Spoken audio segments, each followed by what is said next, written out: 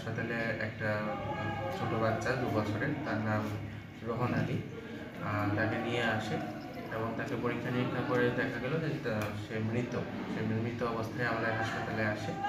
এবং তার পরিজনদেরকে যখন জিজ্ঞেস করলাম, পরিবারের লোককে, তার দাদুকে, তখন উনি বললেন যে বাচ্চাটার বাড়ির পাশের কোনো একটা ড্রেনের মধ্যে নাকি 10-15 মিনিট ধরে পড়েছিল এবং তারপরে তারা 10-15 মিনিট পরে বাচ্চাটাকে খুঁজতে এখানে এসে ওকে তুলে। স্যার, এটাকে হসপিটালে নেওয়ার আসার আগেই মারা গিয়েছিল? হসপিটালে মানে আমি যখন দেখলাম, ইমার্জেন্সিতে আসলো, তখন অলরেডি বাচ্চা তখন। ধন্যবাদ স্যার।